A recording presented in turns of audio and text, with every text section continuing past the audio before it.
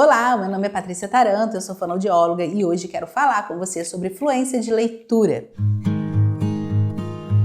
Então, estamos chegando ao final do ano, né? E para as mamães aí de plantão que estão com filhos, encerrando esse primeiro ciclo de alfabetização, que é o conhecimento do código, que é o entendimento das palavras, a noção de frase. Pode ser que tenha alguém aí meio preocupado, que o seu filho ainda está assim, lendo muito devagar. Ainda fica pensando muito no som para depois juntar, para depois saber qual é a palavra. Essa criança que chega ao final do ano letivo, nesse processo ainda de leitura, é uma criança que tende a ter uma interpretação prejudicada, porque ela demanda muito tempo para fazer a decodificação. Então, na hora em que você termina e pergunta a ela, então o que ele fez na história? Faz qualquer pergunta em relação à história, a criança tem dificuldade para te dizer o que é, por causa da demanda de tempo, e daí ela não conseguiu conservar a mensagem. Então, a gente precisa dar o passo de fluência. Melhorar a fluência envolve duas coisas. Então, primeiro, essa criança está imersa no ambiente cultural que favorece a leitura,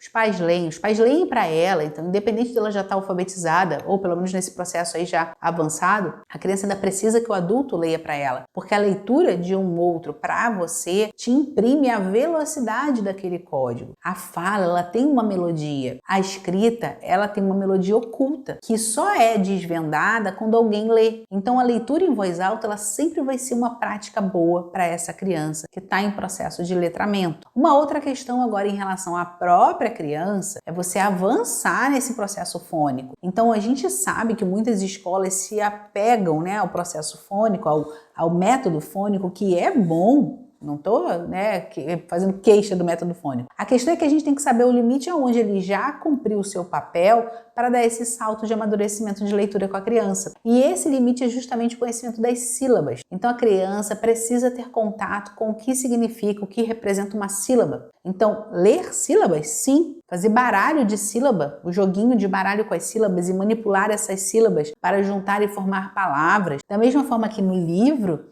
você vai marcar as sílabas, aqueles livros de alfabetização em que você tem uma imagem grande, generosa, e você tem uma frase pequena, um texto bem curto, e em geral a letra ela é uma letra aumentada, ali você vai fazer a marquinha, sílaba a sílaba, e vai estimular que essa criança vai ler primeiro para ela, igual faz na ficha de leitura. E eu tenho um vídeo específico sobre ficha de leitura para vocês, é só procurar aqui no canal. Mas você vai ler pausadamente agora com o teu dedinho por cima das sílabas, e não mais letra a letra como a gente fazia no início, para que a criança vá conservando na memória a memória visual do que é a sílaba e que essa memória visual está associada a uma memória impressa, né, de grafema, como a gente fazia no método fônico no início. O que a gente fazia? A gente não pegava o F, mostrava o F e fazia...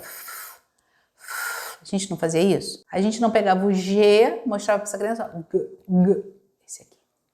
Agora a gente vai fazer isso com a sílaba. Então vai fazer isso de forma isolada, na manipulação silábica, como eu falei, que uma sugestão ótima é o baralho das sílabas. Vai fazer isso no próprio texto. Mas aí, cuidado para utilizar textos que sejam textos curtos, tá? De preferência esse tipo de livro próprio de primeiro ano, né, de alfabetização, em que você tem a imagem, um texto pequeno embaixo para você poder fazer a marcação das sílabas, ou nas fichas de leitura. Resgata as fichas de leitura e agora você vai fazer sílaba a sílaba. Trabalhar com monossílabo e com dissílabo, lista de palavra também para treino. Você lê, depois a criança lê e marca as sílabas.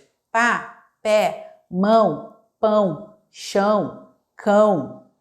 Depois você passa para dissílabo. Papel, vó, café, bola.